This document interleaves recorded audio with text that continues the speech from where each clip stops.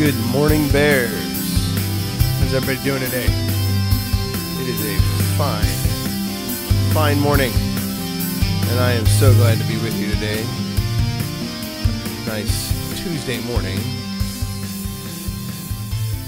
and OBS is kind of not being my friend a little bit.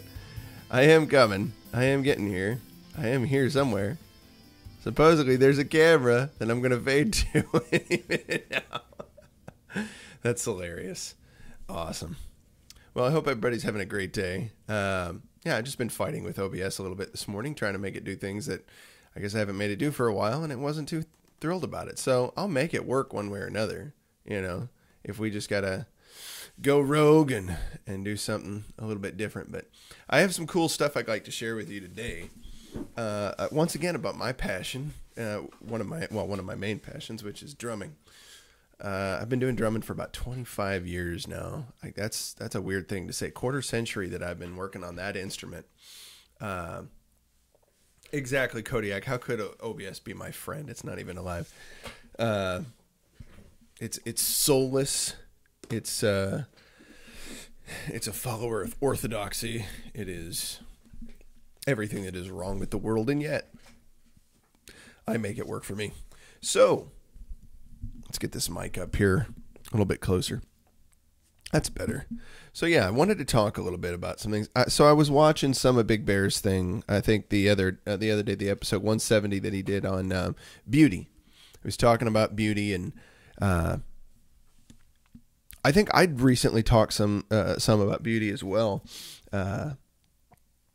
I think it was last week sometime, and I had mentioned that beauty, as far as I was understanding it, was really things that involved effort and order, things that involved work to bring it about. Don't accept yourself just as you are. You're not okay as you are. That doesn't mean you're not lovable. That doesn't mean that there's not beauty within you, but the beauty that, oh, that's very sweet of you.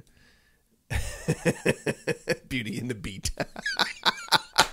That's awesome, Kick. I love it. Yeah, I'm doing it live right now, Kodiak. Do it live. Beauty in the beat live. That could be interesting. That could be a fun thing. This was right there. That's good. I keep moving the laptop because the angle's kind of funny to me. But then I'm like, hey, let's just put the whole stairwell in the picture too. That's not my favorite. One day it'll be a nicer background. I'll do it like, what's that guy? I can't think of his name now. Has a show that, God, I can't think of it. Somebody that's got a show, and I can't think of the name of it, but he has like a big green screen behind him, and it looks like it's, big high-rise building or something, and they're looking out the windows into a city. Some talk show. I know that a bunch of the characters that a lot of us follow. I don't know if Crowder's been on there. It's not. Is it Paglia? No, that's not right. I don't remember. But it'd be cool to have something like that. Any green screen background or something like that. I could put whatever I wanted back there. I know certain YouTubers do stuff like that, but that's with like modern technology, of which I have little. So we'll avoid that for now. Yeah, I've got a little bit of a throat thing going on here. It's not working out for me, but that's all right. We will survive, and we'll do it live. All right, so I'm going to try to bring up an image. So Big Bear was talking about beauty. He was talking about how some things are designed to eliminate the idea of beauty for us, and I don't know. It was interesting to get us to feel like we're a part of something much larger than us, and we're really kind of insignificant, to make us feel, disjointed and wrong in some way. And I thought a lot about the drum set. The drum set in and of itself is this really unique, weird instrument that was pieced together out of a bunch of different things. It was like previously in cultures past, multiple people had to play all these different instruments. But in modern times, the task was handed to one person to play a whole bunch of different percussion, right? So we get something like, okay, here's an image of one of my favorite drummers when he was a kid. This is supposedly that drummer. Let's see, where did it go? I just had it. What's going on here? Come on. Well, let's see if it'll work. It should. Okay. Let's see, defaults. What is defaults do? I'm going to see if I can bring this up. I don't know. We'll do it live. Let's see here. Now, this is going to work because I said you will work. Therefore, it shall obey me. It's really kind of neat. It's an old style trap kit, as they would call it, a contraption kit. Okay, so it's not going to happen there. Minus that. Yeah, remove that and redo.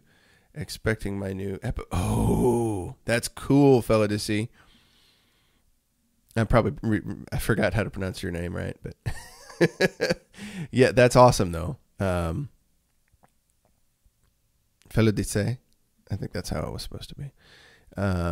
Yeah, get playing an Epiphone because that's what's up. That's very cool. I'm looking forward to that. I want to see what that sounds like. Get a video out there for us. Let's see here. Yeah, in my Espanol habla not so good. So hey, there it works. Come on now. Yeah, sup. All right, let's stretch that out so you can see it. It's like a caramello. Stretch it out. Who remembers that candy bar? It's still around. So this is a famous drummer named Buddy Rich when he was a kid, apparently. And this is a drum set that he would use, I guess. Or maybe he's just taking a picture with it. I'm not 100% sure. But it was a common drum set of that time period. The contraption setup, you know, and we call it a trap kit for short. And supposedly this is young Buddy. He has a little snare drum tilted on the big stand there, and a gigantic bass drum. It looks like a Chinese cymbal that's sitting on top of the kit there, hanging. And then there's a little Asian kind of tom-tom off to the side. That's typical of the Chinese style tom-toms. That was what it looks like to me. The struggles of purchasing his first drum set. I wish he'd called me and talked to me, you know. He probably has no idea who I am. Yeah, the creator of Dilbert's going to call and talk to me about drum set needs. No, somebody was mentioning that he was doing a show like that. That's pretty funny. Hey, Trevor, good morning. Good to see all you guys here. Yeah, I'm noticing chats as I'm going. So, Steve, what's up, man? All right, so I got one picture to finally load in there. Let's see if I can get another. Let's see, drums. There we go. So this is Buddy Rich. And I'm going to give you another Buddy Rich, so you can kind of see the idea of what's going on here. So this is the thought, right?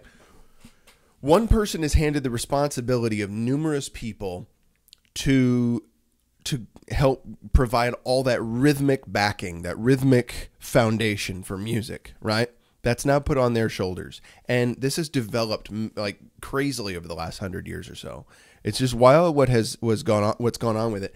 And it's so unique because it's unlike other instruments where a clarinet is pretty much going to be like a clarinet. There are subtle details that you can affect within the clarinet, but largely you're going to be dealing with your instrument. You know what I'm saying? It's like largely it's the clarinet. It doesn't change too much from the form.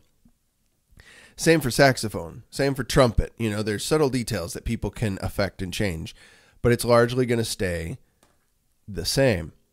So, it's wanting me to put all these in the same thing. Oops. All right, well, we'll do it anyway. We'll do it live anyway, right now. So here we go. And I'm going to pull this out. Let's see if this happens. So that's not what I want to do. But this is. Yeah, I'm learning, guys. I'm working on this OBS stuff. Let's see what happens. All right, so we'll just add this to it. Boom. That's Buddy Rich today. Or, well, not today, but back in the day when he was using, I think, Slingerland drums. And that was the typical kit he had. Now, I was talking about this with a student of mine. So drums is so unique. It's weird because you've got all these instruments compiled together in one group. Cymbals and tom-toms, bass drum, snare drum. The hi-hat is such a bizarre, weird instrument of its own type. You know, so many different things can be done with these two cymbals that come together on this stand, and the stand itself, this metal stand with a foot pedal at the bottom, is the instrument. Like, the instrument doesn't function without that. You control the cymbals coming together in different ways and getting all varieties of sounds out of it because of this stand. And drum sets can be set up very uniquely, independently to each drummer, right? And function has to meet form there, because if you're going to play it successfully and make it sound good, you want to set it up in such a way as to allow yourself to play fluidly, to play whatever you need to play in that moment. Whatever the music calls for, you have to be ready to be able to do it. So you can see how the cymbals that Buddy Rich has in this setup are on these little stands all over the place, and they're all flat, right? They're all just flat right the way they are. There's no tilting of any of the cymbals in this setup. And for a long time, Buddy Rich wouldn't even mess with that, right? Like when the technology came out to do something more, to be able to position your stuff more uniquely to fit your style of playing. He wasn't into it. He's like, well, I'm good with what I've got. It's fine. So then I have another picture of Buddy, and here he is when he moved to Ludwig drums, when he was offered to go with them, and this was his setup. And it's even more unique. Now he can tilt the cymbals, not a whole lot, but you can see they're not quite flat as they were before. Now they're slightly angled because cymbal stands have tilters right up underneath the cymbal, like say the one that's off to the far right-hand side of the picture, near touching his head, the direction he's looking, that cymbal. Just underneath the cymbal on the shaft of the stand, you can see there's a little mechanism that allows you to tilt it at an angle. So now you can make the setups even more unique. Hey, Andrew Bergen popping in there. Sovereign Bear's here. Trevor's here. Who all's up in here? I wanted to see. Kodiak, of course. David Analytic Train. You were the first, I believe. Tex Rose 956. Fellow Disse. Andrew J. I probably already said you, but I'll say it again. Let's see here. Who else we got? Glamping's here. Man, we got all kinds of bears. All kinds of bears. Kick ya. You can't leave Kick ya out. And Honky. Word. I love having Honky up in here. And KB. KB number 1. Or Cabby. I'm sorry. You said it's Cabby. Like a... Sorry. Nose is being funny. Like a cab driver. So I'll remember that. I remember things once in a while. Okay, cool. So that's who we've got. And Broham Bear's up in here now. That's even more cool. We got all kind Field of Bears. Shoot. It's a flipping bear fest. I love that. Bear fest's a rock. All right, so we got this setup that Buddy's doing. It's become slightly more unique, right? And that's what I think is cool about it. You can do things your own way. Like the whole approach to the instrument is going to be unique. You have to use your whole body playing drum set, right? It's not something you just do with your fingers. You have to have some particular little form that, is germane to every single drummer. There are certain elements to the way we play that should be germane to each drummer. It should be consistent in a way if you want to play well. But you take that and apply it to a setup that allows you to create the music that you're called to create, right? So let's go to some unique examples, some that are favorites of mine. There's a drummer that we'll look at some jazz real quick. Look at some other jazz guys. One of my other favorite jazz guys. Where's my favorite jazz guy? Where'd he go, man? So I'm looking at this whole directory of photos that I grabbed up of these amazing drummers. And I'm looking for Papa. Where I like it when you call me Big Papa. Papa Joe Jones, that is. I wonder if that even came through. Some of them might not have. I think this is Papa Joe. Yep, that's old Papa Joe. So here you guys go. I'll switch over. Here's the dude.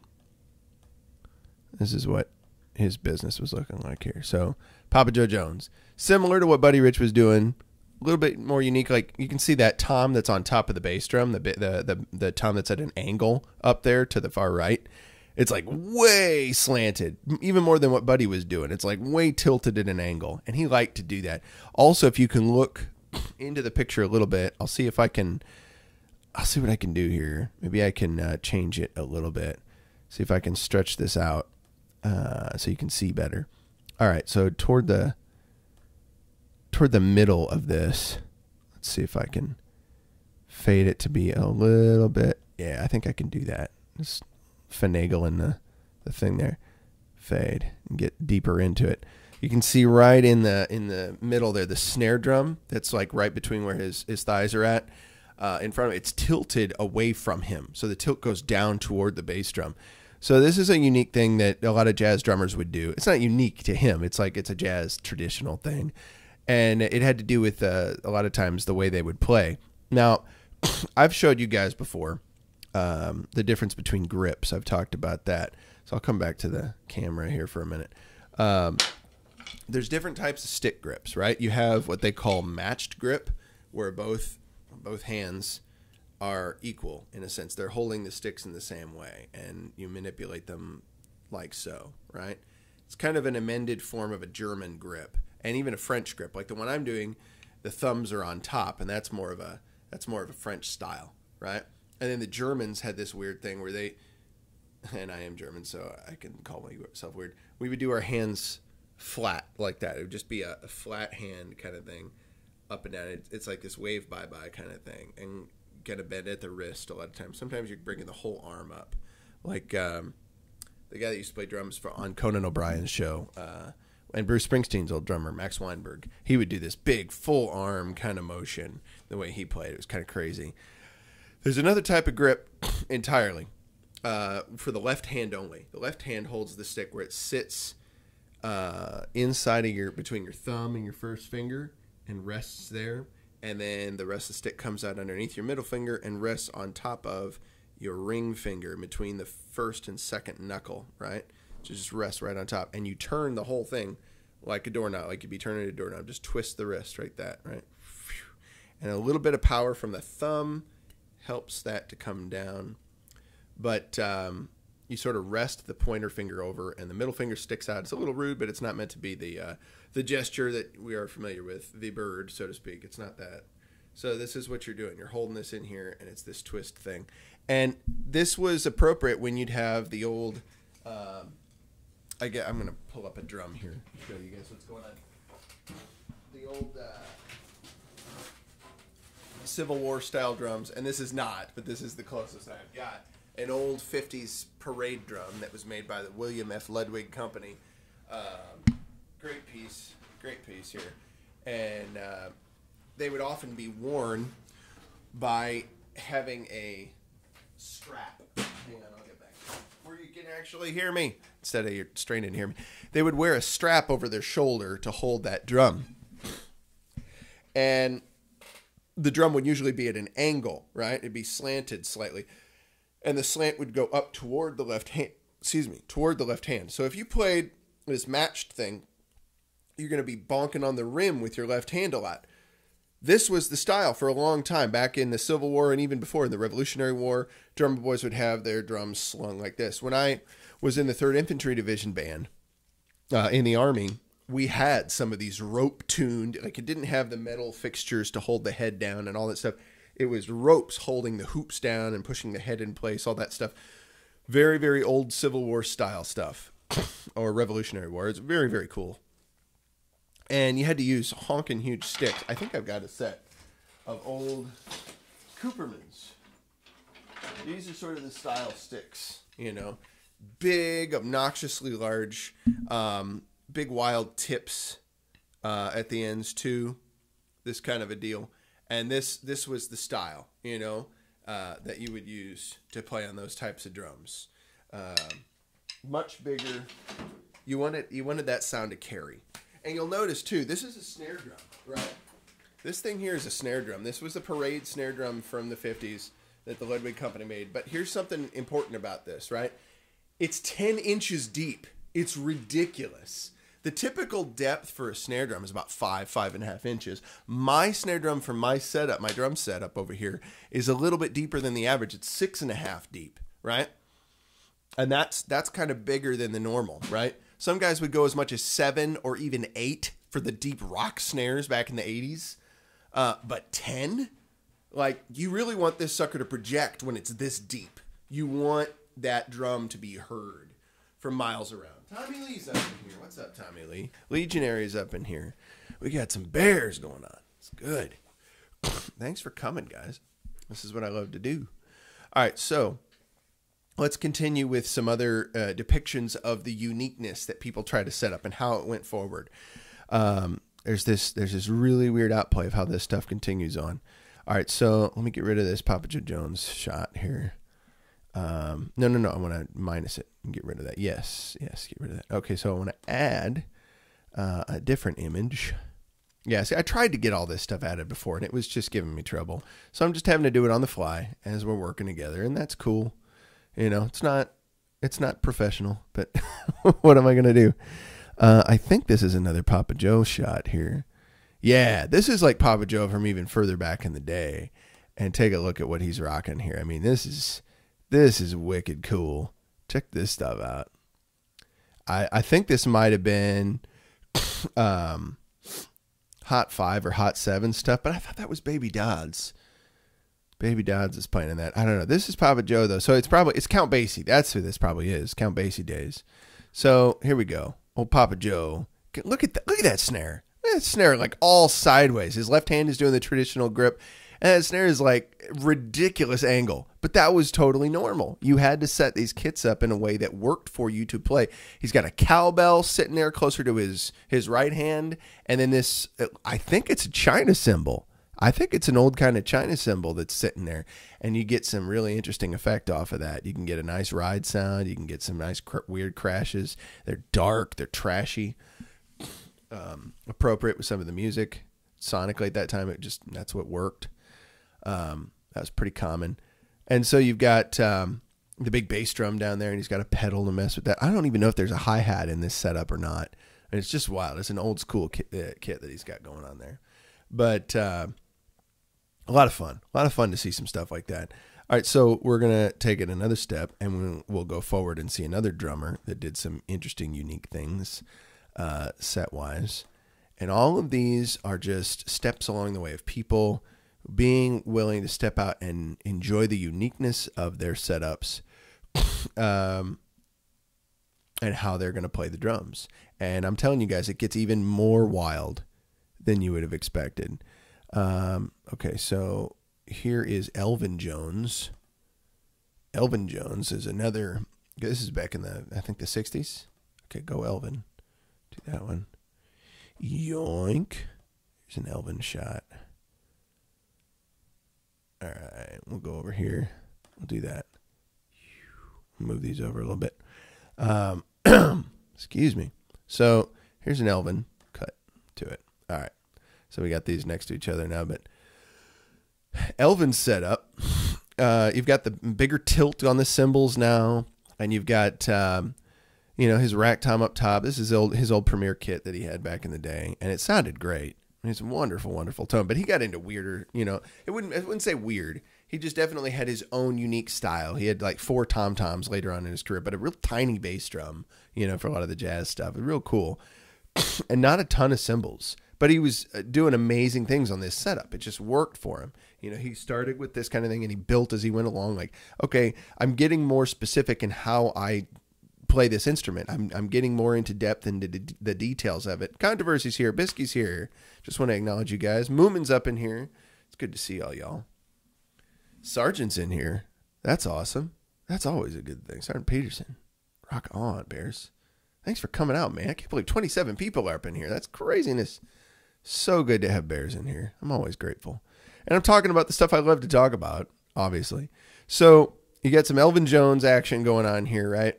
And he's still following some of the conventions, in the way that he does his setup. You can see some mallets, I think, I'm going to see if I can adjust this image a little bit and zoom it in. Yeah, he's like, some drummers still do this today. You can kind of see it fading closer. You can see he's got these, like some sticks hanging off of his bass drum going off to the right. our left, his right.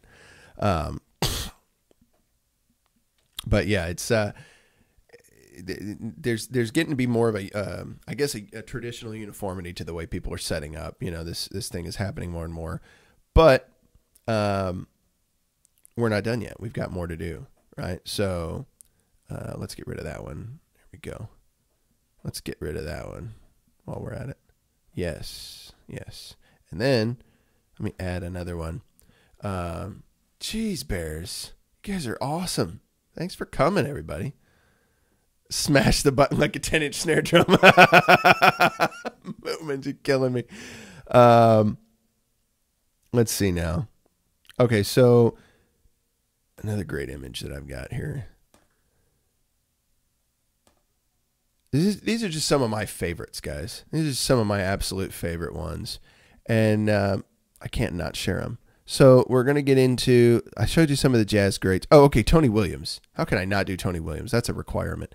So here's some Tony.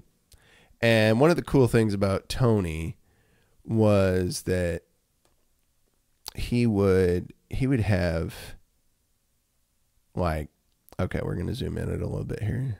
A little bit, not too much. A little more. Why not? I'll go this way. There we go. Now you can really see. All right, so cut to Tony Williams. So Tony had his bass drum, his snare drum. He had the 2 toms on top of the bass drum, and then he's got 3 floor toms, all like in a triangular sort of thing off to his what would be his right-hand side. Got a big old honking cymbal here. There's another one further back out of the frame that we can't see. There's one up on top. There's probably one behind his head and his hi-hats as well. But this was his, I believe, his Gretsch kit for back in the 70s. And he was a jazz giant at that point in time. Just a ridiculous drummer. Hey, Nicholas, welcome. Deep Blue Sea Bear, way cool. Well, Deep Blue Sea Bear, we have to appropriately welcome you. Welcome to Wrench Life. You are now a mod for the channel, and you can't be shut up that I know of, except by me. I will maintain control while you enjoy some drumming here, or drums. And we'll get to some drumming before the day's out. That's the goal. Don't let me forget. We're going to get there. So here's some Tony Williams stuff, right? He's doing a unique thing because that wasn't done. People didn't have like 3. Usually they didn't. Okay, occasionally they had 2 floor toms. Occasionally you saw people doing that.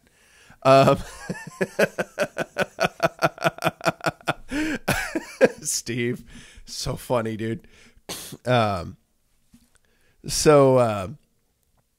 right. So, usually people had like 1 floor tom, maybe 2. That was unusual. And he goes for 3. He's like, I want all the tone. I want all this deep, crazy tone out of these drums, because that fits the music I'm doing. It's like form and function have to be hand in hand. They're not separate. It's not like unnecessary, ridiculous form for no reason. Like I think the other day, Owen was talking about, what was it now? It was a Soviet bus stop or something like that. It had this big blue arrow looking thing that was bent over the front of it. And the rest of it was just like crumbling cement. You know, it was kind of ugly. And then you put this big blue thing over the front of it for no reason whatsoever. It just looks ridiculous, right? It serves no function, right?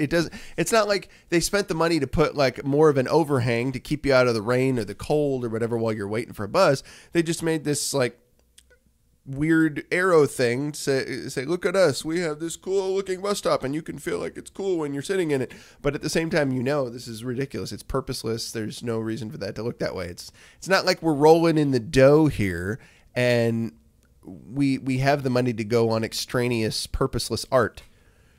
If that was commonplace and people were all eating, right, and and you didn't have to put up signs to say don't eat your kids, right? If that wasn't going on, then maybe, you know, you could have some unique sculpture art over there that could be an interesting thing. But it's not beautiful to me. I don't find it beautiful because it's not serving any functional purpose, right? You could have some, you know, I guess nice looking or unique things, like the way that the curvature of a piece of sculpture could be, the way that it if there was loving design and everything put into it to express something special, some important information, and it was designed as a piece of art, that's one thing. But if we're talking about like a bus stop that's crumbling apart and you have this little arrow over it that does nothing, and having art for the sake of art, in a sense, to express some sort of idea, was something that the government needed to do. If that was the case, maybe, but it's like, that's clearly not the case. History demonstrates to us that's not what's been going on. So, yeah, it's just soul crushing. It's just ridiculousness. The drum set is something totally different. Like, we're making music, we're trying to communicate emotion, and I don't always think that the messages created in the music by all these guys is always great. You know, there's a lot of music that's just noise to me. You know, and I get what the artists are trying to get at. A lot of them have, I mean, ridiculous ideas about some stuff that I think is just based in ignorance and, how would I put it? Struggling to have some sort of meaning, you know, in nothing. You know, it's some of the music that's out there goes part and parcel with that Soviet bus stop. You know, it's kind of silly, but the drum set, I think most drummers can't escape it. They can't make a drum set to be all form and no function. Otherwise, they're not going to be able to produce the music that they're trying to produce. So you can't escape that, I think, in the creation of a true drum set, right? That's meant to be played well. Because as soon as you try to go all form, like, look how much stuff I can fit into my drum kit, and it becomes unplayable, right? Like, you can't do anything useful with it, then, you know, it gets scrapped. Any drummer that's worth their salt is going to scrap that, right? I don't know. It's interesting to me. The drum set is so unique as an instrument. There's nothing else like. You could even play drums without a drum, right? I can bang on my daggum head, right? I'm going gorilla on it, right? Gorillas are drumming away. It's an instrument that's built into us, right? We have the capacity to express rhythm right here, right here. We can do that anywhere we're at.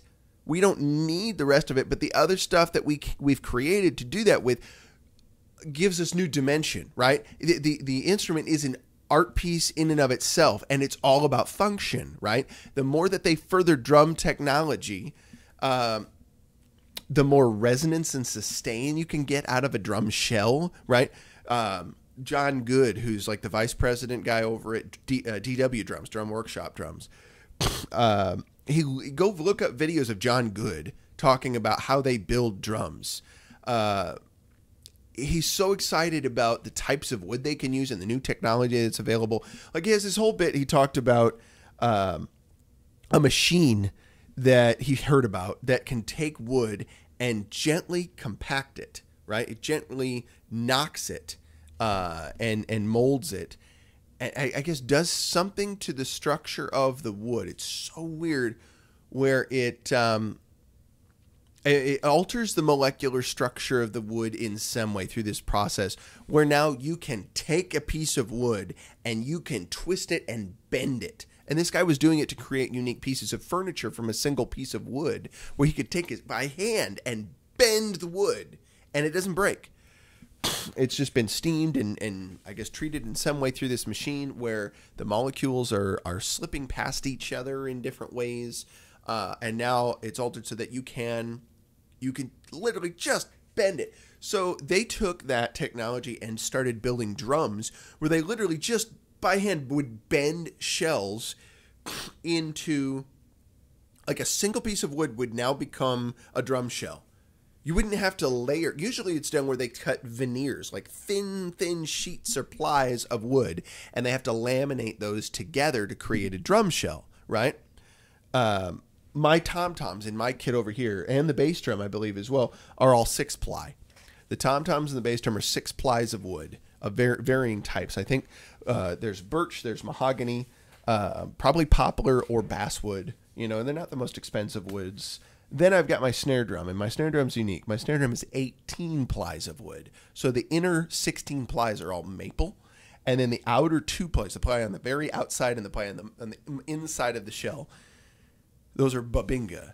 and they're stained. They're just a beautiful, beautiful type of wood. The wood grain really pops out. It's eye-catching, and the dark stain that they've used on it is just wonderful. Some of that's authentic, though. Some of that's like natural to the wood. It didn't have to do a ton. It naturally comes out that color. It's just awesome. And with it that thick, like it's more than a half-inch thick. It's insane how thick that drum is. And it's with it being thicker, when the shell is thicker like that, it will tend toward a higher pitch, right? So when I tune that drum up higher, it sounds amazing. Gospel music, for example, is characteristically accented by this high cracking, high pitched snare. A lot of times, you go listen to like Ty Tribbett or like I Still Have Joy by Ty Tribbett. That's an amazing song, one of my favorites. Kalia Patton was one of our keyboardists in the Third ID band, and that guy was unreal. Such a great talent, drummer who's also a drummer, unreal drummer, and he introduced me to Ty Tribbett. Like, I'd never heard of any of that stuff before. And he showed me this, I Still Have Joy. That guy would come in there, and he was so funny. He's a worship leader at his church, and he'd be getting in there, like, I just felt so passionate about the Lord today. I was feeling so bad. I didn't even have word for it. All I could say was, I feel, that's all I could say. That's how I feel, right? I'm so jazzed about stuff. And I loved that attitude. I was so psyched by it. Like, the entire worship set was like a workout for the entire worship team at that church. They were moving. They were jumping every minute of every part of that music. So great. Hey, Music by the Bears. Welcome. Glad to see you here. I'm going to have to include you a little bit. There we go. Welcome to My Life, Music by the Bears. Always good to get some new folks up in here. It's good to see. That's a fun thing. You said the Birch Babinga by Tama was super popular when you worked at a music store. Babinga is an awesome one. You're absolutely right. The Tama Babinga drums are ridiculous. I know Mike Portnoy had a kit like that a while back. In fact, I'm going to bring up Portnoy here in a minute. Excuse me. So the way that the drums are created, the way that they're crafted is all about making them sound better. Right? Get the sound like more true, more deep. Even like the drum workshop guys, John Good had talked about this, and he talked about the creation of shells. Like, okay, so taking the veneer, the thin sheets that they laminate together, you can do that in different ways. You have the grain of the wood, right? Is the grain going to go horizontal? Or excuse me, how would I say that? Yeah, I'm right. Horizontal, like with the round of the shell, or is it going to go vertical, up and down, like the length of or the depth of the shell? Are you going to go around the circumference of the shell with the grain, or are you going to go vertical, up and down the depth of the shell with the grain? And you can switch up plies of wood. Certain plies could be horizontal, and some could be vertical. And so, like, I look at all my drums here, and all of the drums, the outer ply is all vertical. Even on my snare drum, the grain runs vertical, right? And we'll look at it a little later, but you can see the grain of the wood running vertical around, or excuse me, I'm vertical. I mean to say horizontal. I should be saying horizontal. It runs around the circumference of the shell. It doesn't go the length of the depth and length of the shell. It's I would say, yeah, it doesn't go from bearing edge to bearing edge. It goes around the outside of the shell horizontally. So inner plies probably go vertical. Right? They're mixing and matching these like X kind of shells. And this dude took it even further, and he combined other parts of that. John Good did. Where he got a diagonal grain, a grain that spiraled, right? And what's the difference? When you have the grain of the wood running vertical, right? Then you bend that ply of wood around to create a shell, to create a round drum shell. And the wood will go with that very easily, right? So you can have nice, deep, low shells if you've got vertical up and down grain, right? They can stay nice and deep. Doesn't impact their sound in that way. If it's horizontal, right, then as you bend the wood, the grain of the wood is going to want to cause that to naturally unwrap, right? It's going to naturally want to come back towards straight. That's the tendency of plies of wood.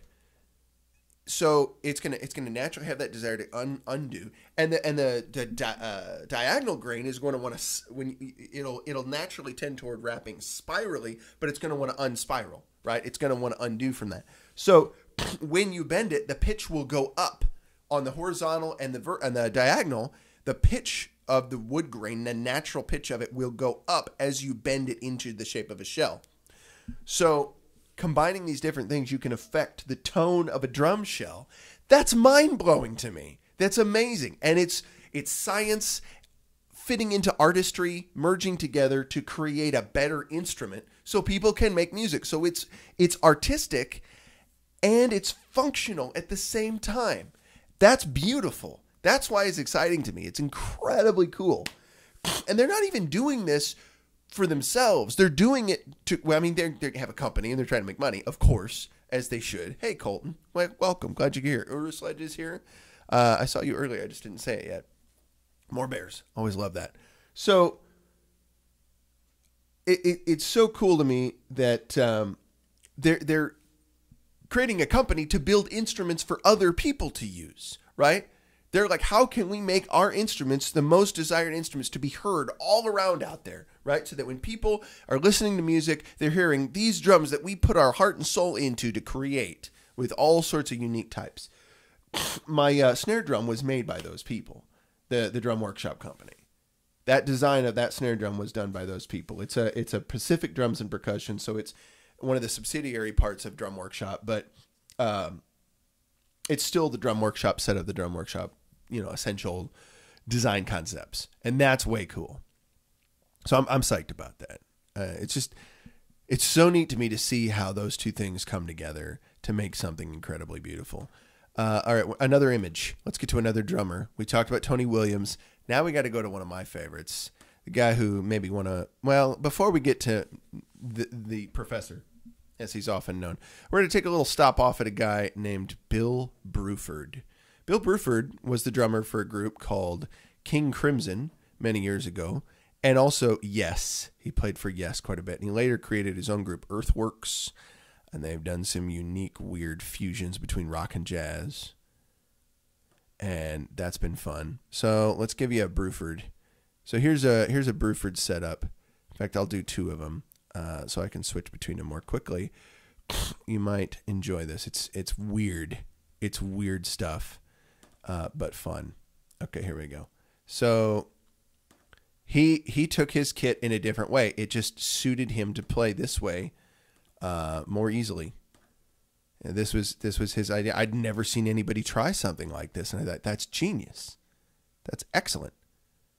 And it's beautiful. It's got a symmetry to it. So here's what he's done.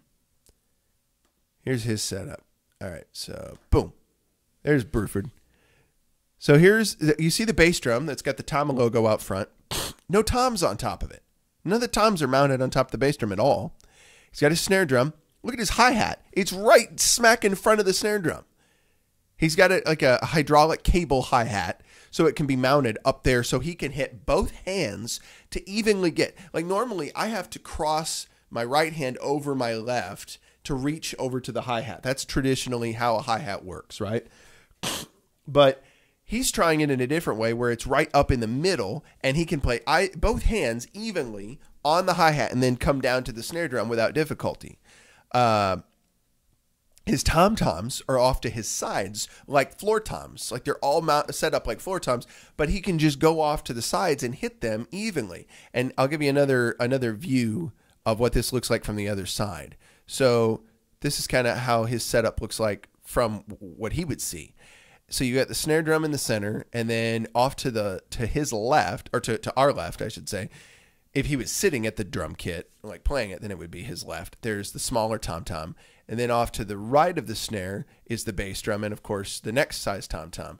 Then you've got, hey, Liberty Snake's here. Rock on, man. Glad you could join us. Then off to the far left, you've got another tom-tom. And then off to the far right, you've got the biggest tom-tom. And you've got a few cymbals, set about 2 cymbals that could serve as rides. Like they're slightly angled so you could play at the bell and on the full body of the cymbal. And then you've got 2 crashes, which are a little flatter, not quite totally flat. And then dead center, you've got that hi-hat, right? Right in front of him is that hi-hat. so he can reach that all evenly. And it's just his unique approach to playing, right? That's how he wanted to envision it. So it's like symmetrical, right? As symmetrical as he can imagine. And there's some beauty in that. It's just like, that's so cool. Nobody else is doing that. And it's still the drums, right? It's still serving the same function, but his brain, his approach to playing, his uniqueness can be seen in the way he sets it up. So he's still doing what he's supposed to be doing. He's still serving the music, but he gets to do it in a way that functions better for him, right?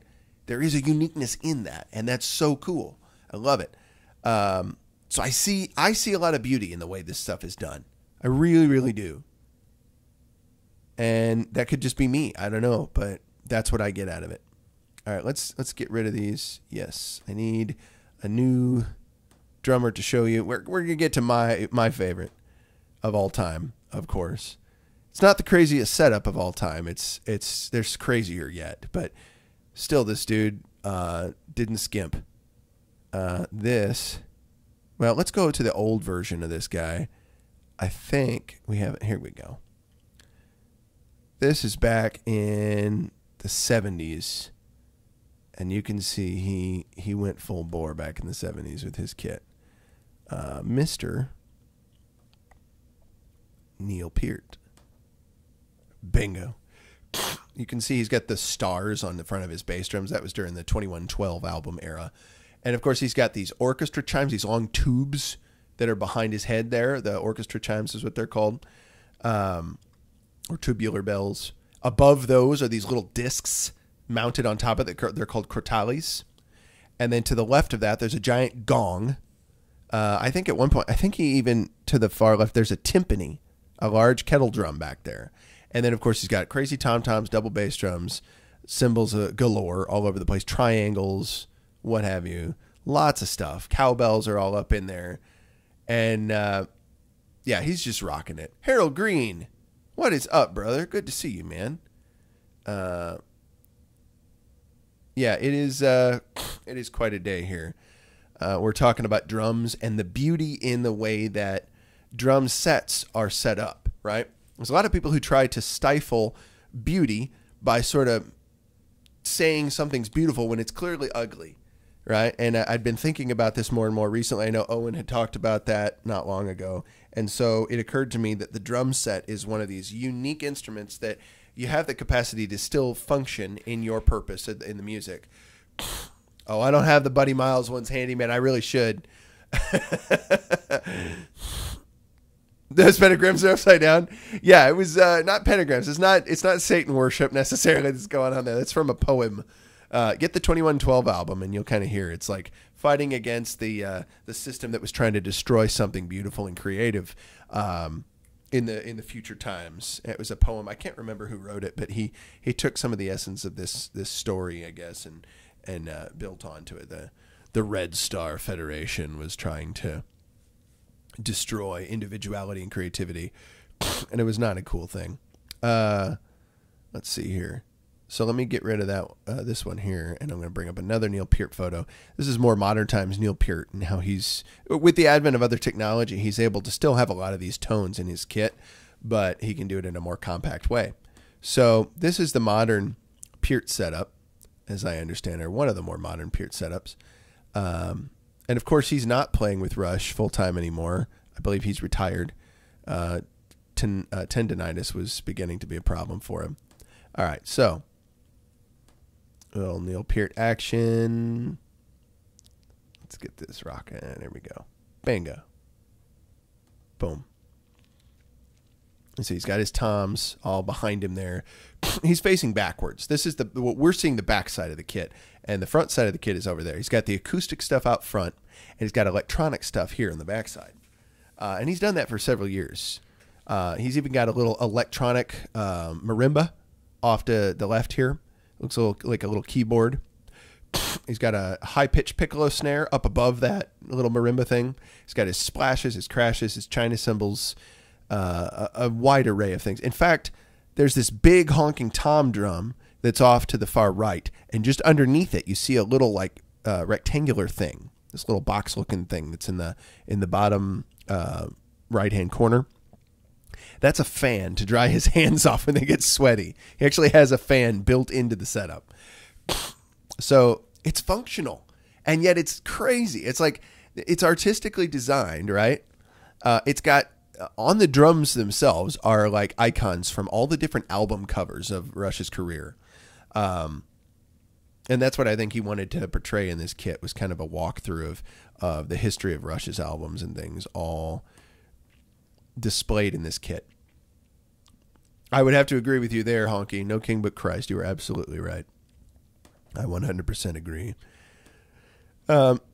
So, and by the way, by pointing these things out, am I suggesting that we should worship any of this stuff? No, not at all. I just find it interesting to see how people go about trying to bring beauty into their lives. And drums is definitely one of those spots where it's almost inescapable, right? In order to make it functional, there is form involved to some degree. And you have some ugly drum kits out there, but they function well, right? They allow the drummer to do what they need to do, and they're doing it with whatever they have, right? They're doing the best they can with what they've got. So maybe the form isn't like all nicey nice, but like I've seen guys that will take a suitcase and turn it into a bass drum. And if it gives the bass tone and that's all they can afford, that's really cool, right? They're using what they have, doing the best they can with it. I think contraption kits like that are pretty neat. But I also think there's some neatness in the way people set up some of these kit designs. Here's another shot of Peart from behind his setup. And this is live. This is with the audience. And this is actually a different kit. It's like it's the same setup, but it's all red instead of all black. And it's like a red to black fade. It's actually a pretty cool idea. So speaking of fade, so that's them playing live somewhere. And yeah, it's very functional. It allows him to do what he needs to do. It's just super cool. All the different stuff he's able to integrate into that. And it's more compact. It makes more sense with the technology that's advented over the years. He doesn't have to bring a timpani. He doesn't have to bring a gong. He can trigger that from the keyboard thing or any of his other electronic pads if he needs to. He can pick out the sounds from a lot of the stuff he did in the 80s with his electronic kit in the back, Just neat. Neat the way that works out. So let me do this. Subtract that. Yes. And add this. So here is one of my other favorite drummers, a guy named Mike Portnoy. Mike Portnoy, drummer for a group called Dream Theater. And Mike is certainly no different in a lot of ways. He has his own unique approaches. This is a small kit for Mike. Here's a small Mike Portnoy setup. We're just going to jump to it here. Let's see if I can go a hair more. There we go. That's appropriate. All right, so here's Mike. Bingo. This is the small Mike setup. So he's got, of course, 5 toms. He's got the double 4-tom thing going. And he's got a side snare off to the side, a little higher pitched snare, I believe. There's a snare underneath his head we can't see. He's always liking a lot of different cymbals. He's got weird different effects, that sometimes he puts cymbals together. He'll stack like a little small China cymbal on top of a splash, and he'll get more of this like quick, like bitey effect. Like, those quick little spitty sounds. They're trashy, and yet they're quick and percussive. They give the effect that he needs at certain moments in the music. So it's a different approach to what's already been there. It's like a white noise effect, but it's done with an acoustic instrument. So there's some neat stuff to that. And here's another, like the larger Portnoy setup. When he goes full bore, he's working with Dream Theater, or did in the past, I should say. This was what he was rocking. He's no longer Dream Theater's drummer. And that's a whole nother kettle of fish that I won't get into. Yeah, the Mirage Monster is what it was called, and here it is. This isn't the best picture of it, but it'll do. It'll get us through it. Hang on a second. We're gonna go up a little bit. There we go. This is the way. So now you can see the Mirage Monster. So off to the far left, we've got these things called octobans, and they're a creation of Tama drums from years ago. This is all in acrylic, right? All the shells are acrylic. So, hey, Boulder, what's up, dude? We're talking drums. So this is actually 2 sets in one, right? You've got the 4 octobans, these little 6-inch drums that are off to the side that sound really weird. They're really long, but really short or small diameter. Then you've got kind of a smaller short stack drum kit to the middle left, and then to the far right, you've got a smaller kind of Bonham style kit with a big gong bass drum in there and all this kind of stuff. So lots of cymbals, of course, lots of different sounds. And this is his idea, you know, this see-through. It's always like, is it there? Isn't it there? Again, it's almost going a little further on the form aspect, you know, to get crazy with the acrylic stuff. But again, this is probably more than anybody needs, but it was serving a purpose. The tones that he wanted to use within that album that sounded best for the tunes they were writing when he put this kit together. Using one setup was more functional for him, and then having another setup that was integrated that he could go straight to for the next songs, like for live performances and things when they reproduced that album on stage. This setup allowed him to do that more efficiently, right? He was looking for the most efficient way for him to be able to do what he was trying to do. Could he do everything that he needs with a tinier kit? Yeah, you really could, I think, technically, but there's soundscapes that he wants to be able to fill. And I guess in the way that he tends to play drums, like my buddy Scott and I, we joke about it when we're listening to Dream Theater or some other musician that's a favorite of mine, Neil Morse, and Portnoy plays on all his albums. He'll do his fills and different things like that. It was like, oh, there's the typical Portnoy BS, you know, just do some crazy, ridiculous fills that are insane. And, you know, I probably wouldn't tend toward a lot of fills like that most of the time, but sometimes they're just like so well placed. I think the further along he's gone in his career, when he brings that kind of stuff in, it's like that elevates the moment now, what he's choosing. It's still a crazy, insane fill, but it'll elevate that moment in the music because it's just like this yes moment, you know? It's like an awesome, awesome part. Mofo Nature Bear says, check out an Underkill kit that I love, which is the kit for 68.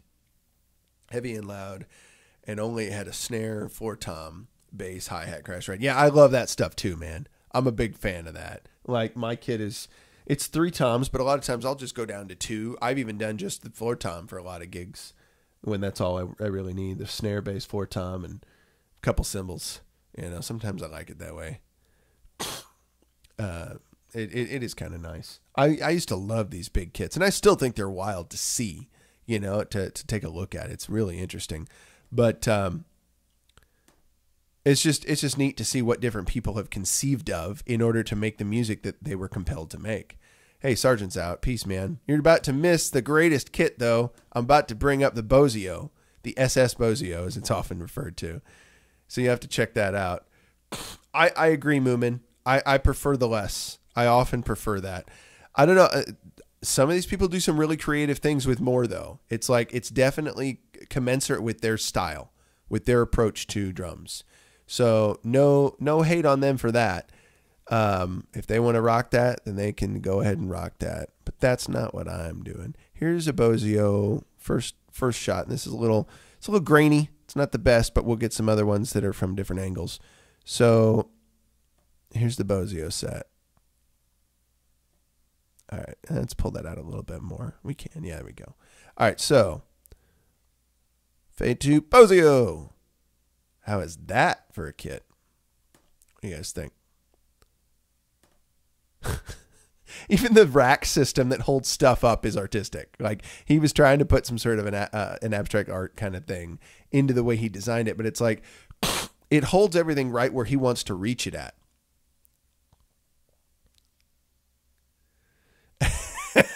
Andrew's like, why?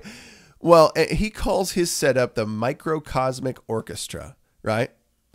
And he literally has, I mean, that's what I said earlier about drummers, is that the drummers were asked to be all these different musicians all packed into one, right? And so he's got all these different instruments compacted into one setup that a single person can play, you know, and he creates musical pieces for drum set. That's largely what he does. He creates pieces that were intended to be played by drum set, but he plays this kind of kit with a group as well. Like he'll do all this stuff in other musical groups, and he plays differently. You know, like he can play melodies. He can play tom stuff on the bass parts on the toms. He can play weird patterns with his feet that set a rhythmic basis for the tune.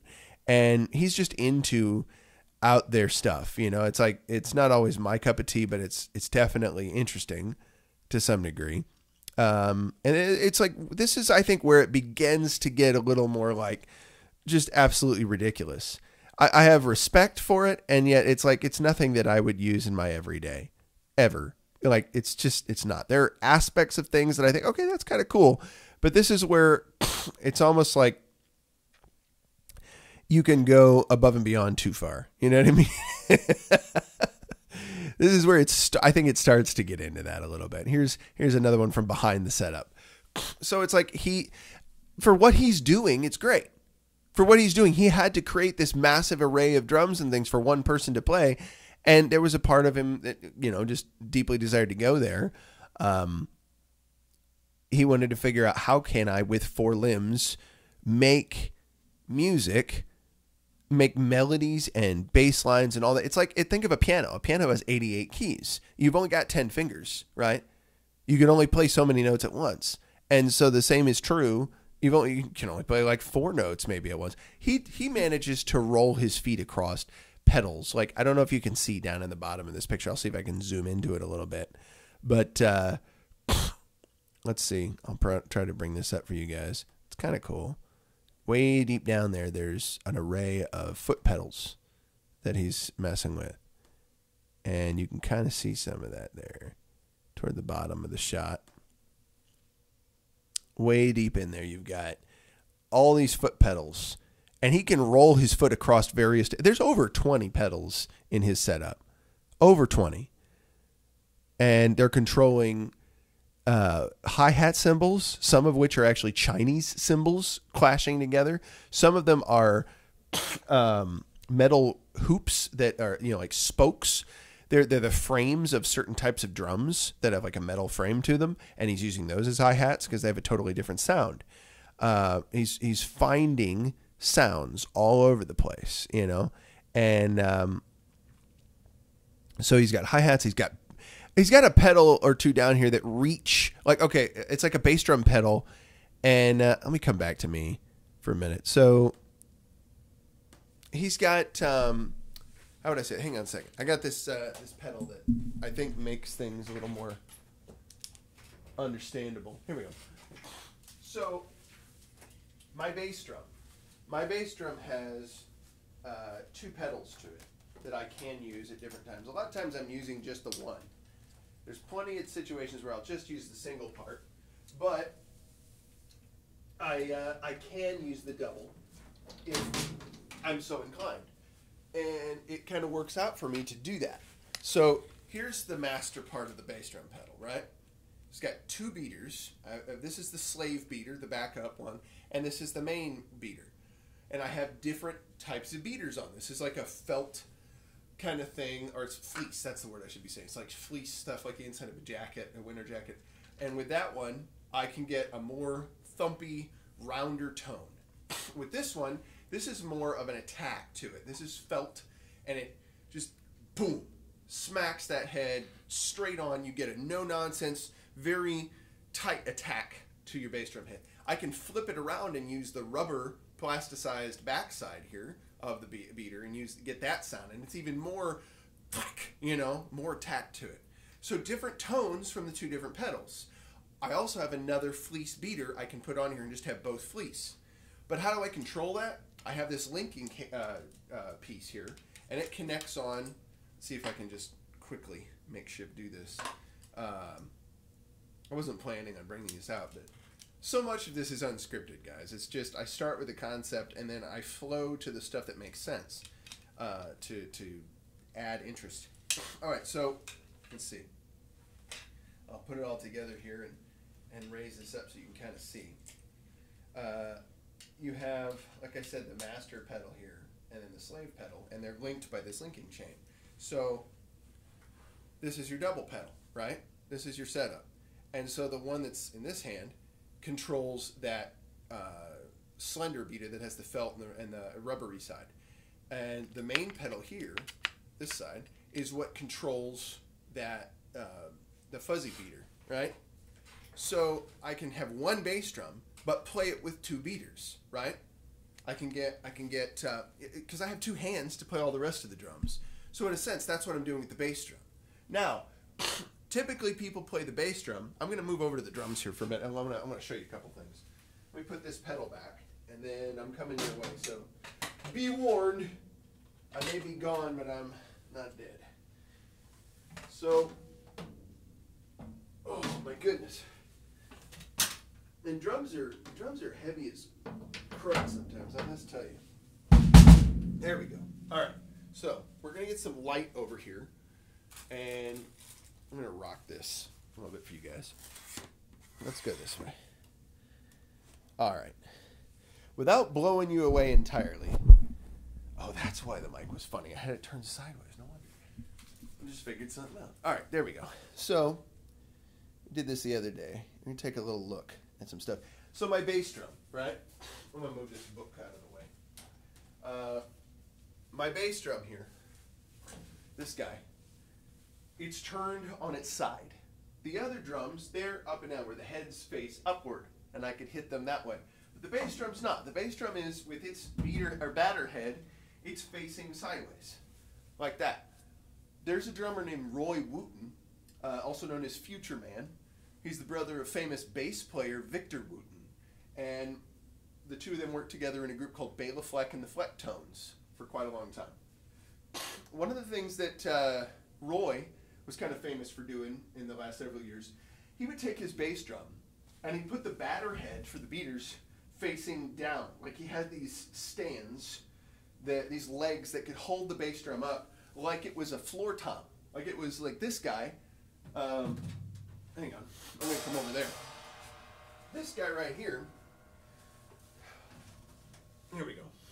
Imagine that my bass drum was upright like this and had legs, but it was much lower and it was kind of at an angle.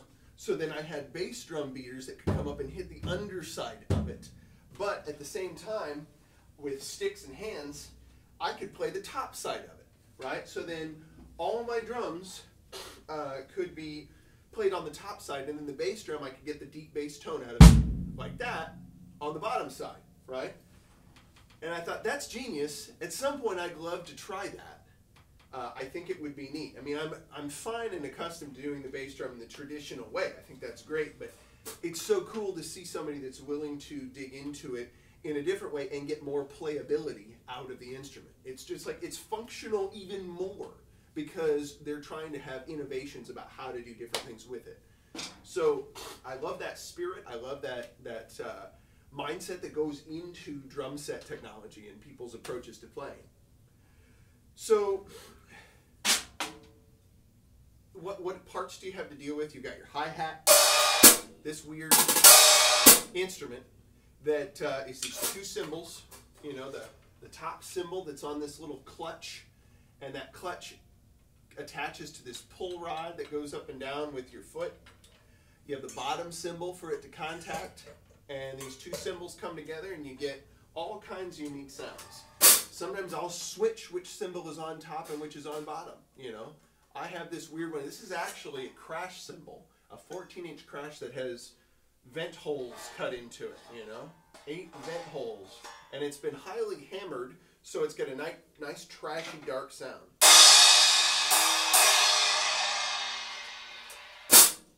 But when I use it as a hi-hat,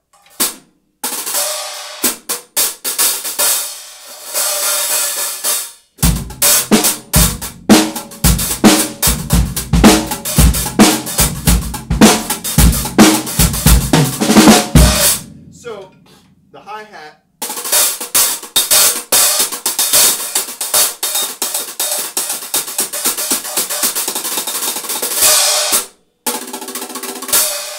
lots of different sound that out of it. It's a stick holder. I just have for an extra, you know, pairs of sticks. I can keep that off to the side, and then I need it and get it right there. But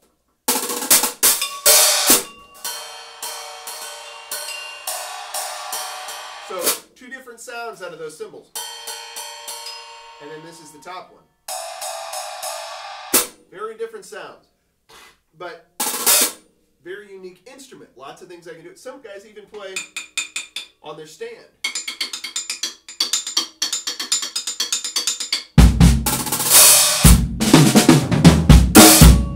So, a lot of different things I can do with this.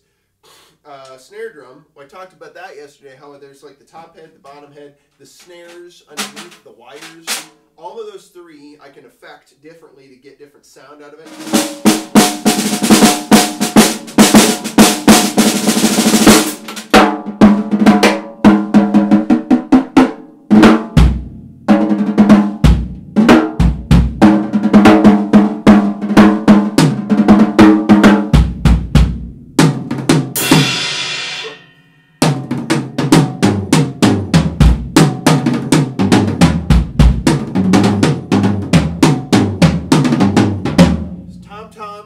All those have nice deep tones to them, nice clear tones. I've tuned them up right where I want them to be.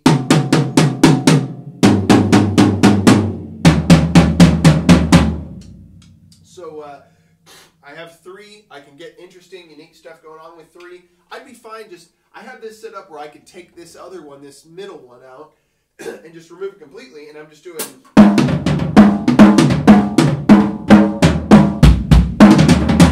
I could pretend I don't even have these top 2. I could take both of those out and just go.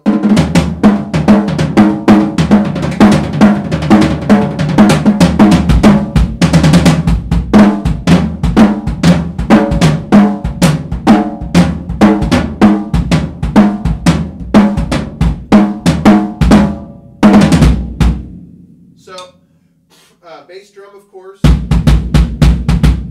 Nice big thump out of that bass drum. And my cymbals, they're a completely different animal, you know.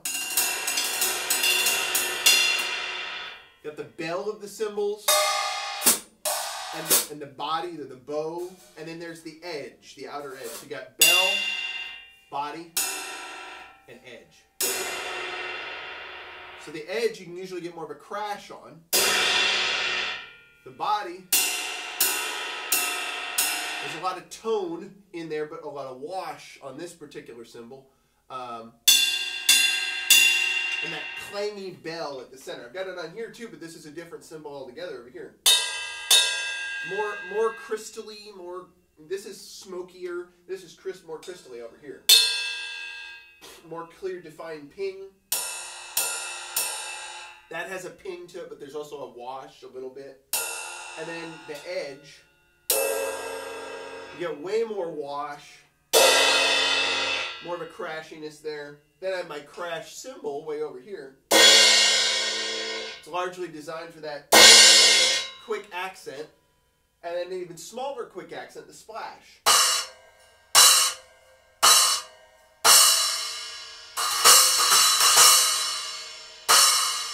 It doesn't hang around for long. It doesn't have a long decay. It's very quick. It cuts off fairly quick to crash. Stays with us a little bit longer. So there's so much I can do with this. And the setup I have here, I've changed numerous times. I can do all kinds of unique things with it. And it's good because it forces me to not always be rooted to one way of setting up. I need to be accustomed to a variety of different ways to set up so that I can be ready to play no matter what drum set I'm sitting at. I'm not guaranteed to always have my drums wherever I go. A lot of times I'm expected to play the kit that's there at the gig I'm going to play for. So trying different setups makes you more versatile, and it also inspires you to be more creative and think about how can these instruments function better for you to play on.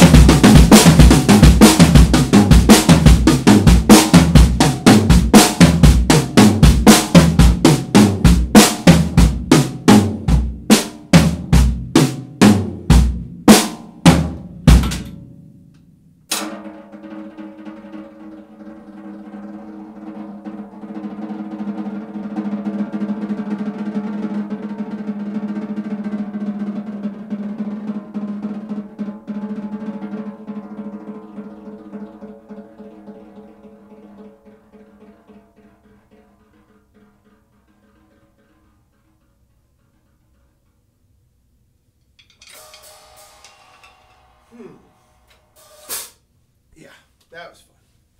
That was a lot of fun. All right.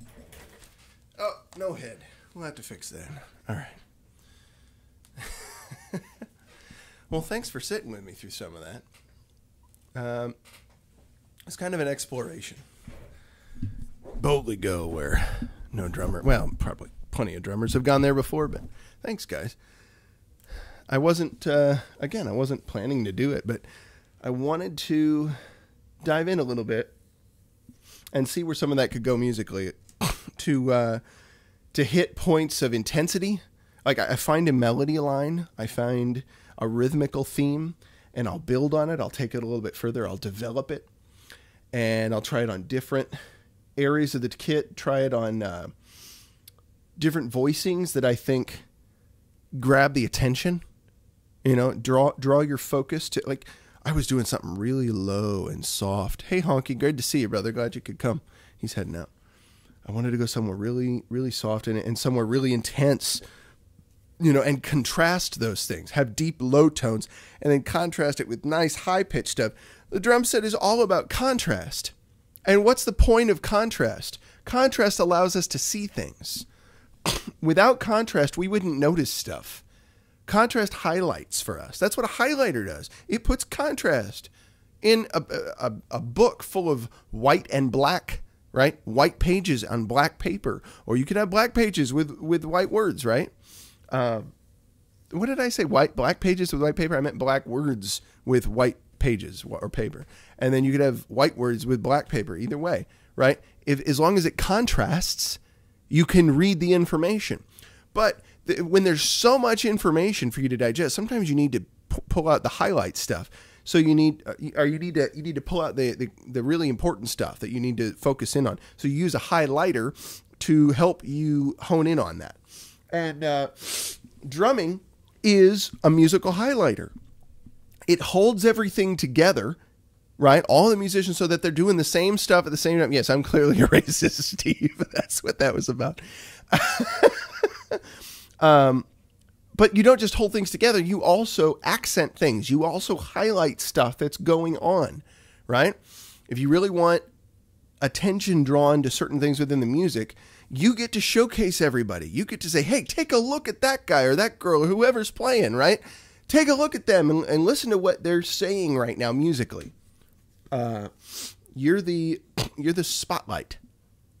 So you have these functions that are meant to serve others. You're serving the rest of the musicians. You're serving the music itself through what you're doing here.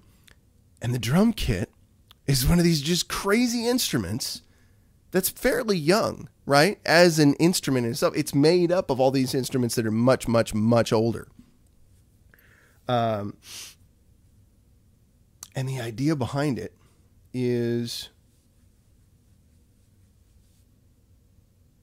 to serve, right? To put these things together so that one person can handle pointing out what other people are doing, right? You can make sure that the overall music stays together. You're there to serve it. And you have your sense of individualism in your way of doing it. It's probably in my mind, it's probably one of the most anti-socialist instruments that's out there, because it breeds uniqueness, it breeds innovation, it breeds all kinds of unique ideas and stuff that come out of these things, right? We're constantly coming up with new ways to do it. Like, yeah, there's a traditional way to set up drums, of course, and there's specific jobs that they tend to do, but it's so wild. Like, no two drum sets are going to be exactly the same. No two cymbals, even if they're the same model of cymbal, they won't be exactly the same. They're going to be unique. And I love that those little factors are built into the world of drumming, right? It's so cool to me. It's like this bastion of individualism, right, that stands out, and yet doesn't totally abandon the group. It doesn't abandon all the other musicians in that way. We get treated that way. I mean, how many drummer jokes are out there? What do you call a guy who hangs around with musicians? A drummer. Huh. They put the mentally deficient Muppet on the drum. I just bang around on things. I'm a big caveman. Right? It's interesting to me. This is just occurring to me that the drummer is the one who gets made fun of so deeply, right? So often as being stupid and unintelligent. When there have been scientific studies that have demonstrated this is so far from true, right?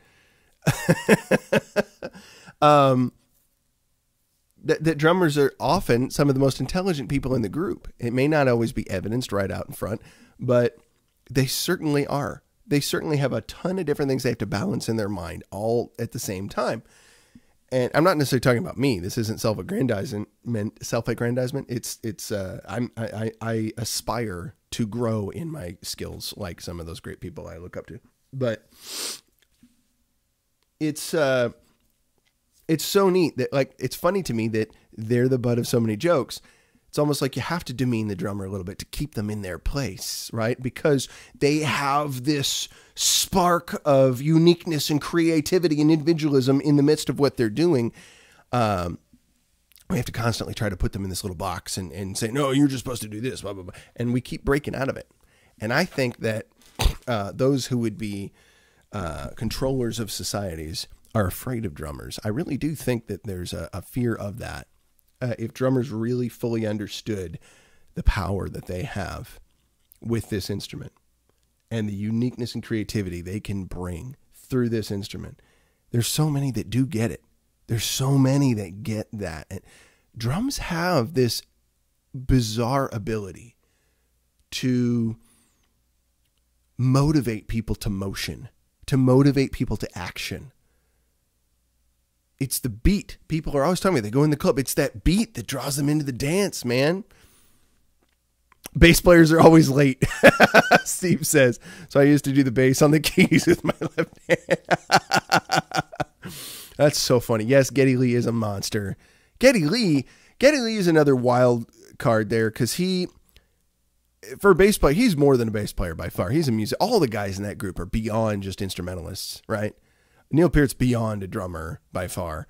But Geddy Lee would be singing, fretting his bass, just fretting, not plucking with the right hand, but fretting with the left hand, just hitting the notes against the fretboard where you wanted, playing keyboard with his right hand, and then with his feet, he would be playing these pedals that he had, kind of like in an organ. You know how they have foot pedals and stuff? He'd have a set of that on the floor, doing all four of these things at once: singing, bassing, keyboarding, and pedaling simultaneously on stage. He'd do that. Those guys were nuts at setting off what three guys did on stage. And you're like, there's no way. So many people have said that to me over the years. There's no way that three guys make all that sound. Yes, they do. What they can't physically play on stage, they trigger it. They have backing tracks and they play along with those flawlessly. Unbelievable. But they trigger it all from stage, you know? I'm sorry, Kiki said something. How important drums are the music? Not sure what you were saying. After watching my kid learn to play drums and seeing a real drummer play at the TMBG concert, I have a new respect for drummers. The guy was ridiculously good. Well, thank you, Kikya. I appreciate that. Well, yes, Warface, you're absolutely right. I know who you are there. I know who Warface is. Mofo Nature Bear says, I am a drummer, but I don't identify as a drummer. That's funny, man. And your guitar approach is pretty interesting. I do dig it.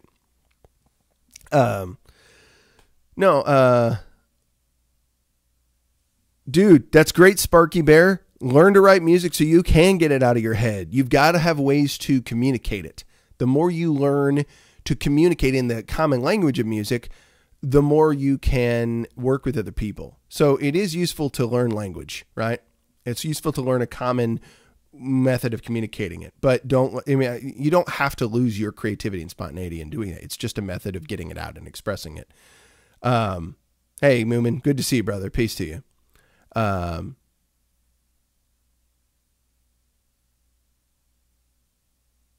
Yes, Peart does imaging with rhythm. You're right. I'm just reading some comments here, just trying to keep up with people a little bit. It's a fascinating thing, like to have grown up learning from so many different unique drummers, and now to have the opportunity to teach other people how to hold the power that this instrument has in it. Like to realize that you have, it's typically considered an atonal, non-tonal instrument. Absolutely, Mofo, for sure, man. It's a bizarre, usually atonal instrument, and yet it can be tonal. You can make melody. You can make chords in the drums. We typically work with the Western system of music where there are 12 tones, right? And we repeat those 12 tones. They just get higher and higher versions of those same tones. You go up the octave, all that kind of thing. But we sometimes forget that music isn't just limited to that. There are tones in between those tones, what we call like semitones. Or no, I suppose they would call them microtones. So there are guitars that are designed to hit these microtones. There are, I've talked about this Future Man guy who has the funny bass drum that sits up weird. He also helped create a piano that has, instead of a keyboard on it, the periodic table of the elements. He doesn't play just a regular piano. Yes, he does that, but he also created a baby grand piano, an electric baby grand, that instead of a keyboard has like push buttons, and all these buttons are the periodic table. And each button, when you press it, resonates at that frequency, that wavelength of that element. But it's been transposed like 12 or 13 octaves down into the range of human hearing. So now it's a pitch that we can hear, but it's the same pitch. I mean, it's the same note, essentially. And it ends up being like the in-between pitches. Violins are analog instruments in that way. Violins and cellos, you can hit the notes in between, right? There's no frets on the neck, so you can hit all these in-between pitches when you slide through. There's a variety of other tones that we don't usually operate out of. And we can build scales by using the same increasing of frequencies, right? For example, A440. A440 hertz is the typical tuning pitch for a lot of people. Some people will knock that down to A432. That supposedly that was a standard for a long time that people would tune to. And there's big arguments about the difference between A440 and A432 as being like what our standard pitch should be. Like there's some supposedly like psychological reasons that the powers that be wanted us to push for A440. You know, like that music would be much more uplifting and somehow therapeutic to our systems if we operated at A432 as our standard, 432 hertz a second. I don't know a lot about that. I'm just scratching the surface on it. It's interesting to me, but there's this whole other world within there that I'd love to explore. The way that we use our system of tones, right, where you see the system, it's mathematically in there. When the tones repeat and you have the same pitch, you know, an exact octave, or what they would call an octave above. It's the same pitch, just a higher version of that same pitch when the pattern repeats and you start hearing those pitches over and over again, kind of like in a piano, why we have it repeat the way it does. And I've got my keyboard right here to demonstrate. Let me move this over just a hair. So we'd go like this, and we'd have C, right?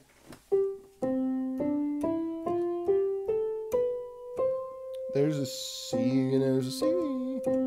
That's the octave. That's what I'm talking about, how this note and this note are essentially the same thing. It's just that this one's a higher version. Here's a lower. So it's all the same note. It's all C. But A440. Actually, it would probably be up here, wouldn't it? There's your A440. If it was A432, it'd sound slightly lower, but it wouldn't be a G. Or it wouldn't be an A flat, right? It wouldn't be that far down, but it wouldn't be precisely that. It'd be halfway in between here. Right in between those two somewhere. So I could kind of represent that if I play during the pitch wheel. It's probably like that.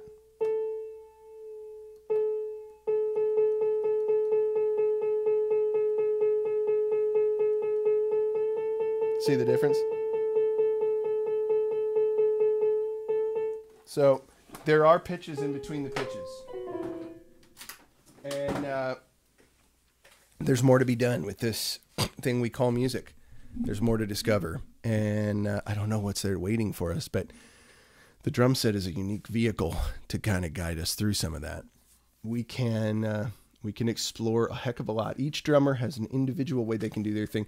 Pianos can be a little unique. There's different designs. Guitars, people get special designs of guitars, of course. You've got like Steve Vai, you know, he has this monkey grip on his guitar. It's kind of a weird thing. You got the guys like from Animals as Leaders is an interesting group, and they play 8-stringed guitars in the style that's known as djent music, D-J-E-N-T. French orchestras are going to 445. Interesting. A lot of jazz is 442. I hadn't heard that. It's 42? Huh. Oh, Warface says he tried a 432 hertz thing for a month. It does sound weird because we're unaccustomed to it. But about 100 years ago, it was fairly common. It wasn't that abnormal. You know, it's just, I think sit with things like that longer and you'll get more accustomed to it. It's so hard to go and do things that are outside the norm when everybody else around you, it seems, or you are made to feel like everybody else around you. It's like, this is the way it is. Like, I don't know about that. I'm curious. My drums can go through a range of tone. Each one of them, I can tune that head to a non-traditional pitch easily. Most of them probably are. Because I don't sit there with a tuner and say, I'm making this A all the time. I can, and I have, but usually I'm going to get pitches that are in between the typical 12 tones. That's what I love about it.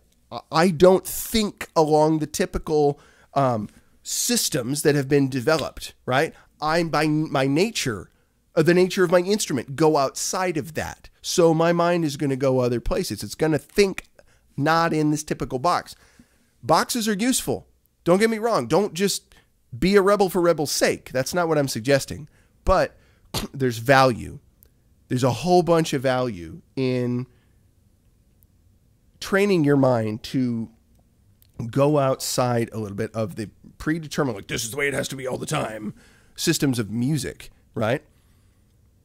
Use those systems to explore and be willing to do things that are not always conventional, but for a purpose, a specific purpose. What are you trying to communicate? What message is worth sharing through your music, right?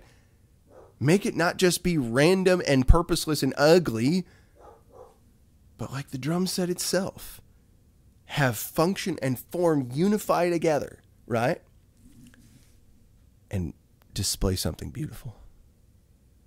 Bears, I'm glad I was able to spend this time with you guys today. It's been a lot of fun. And I will be going early tomorrow.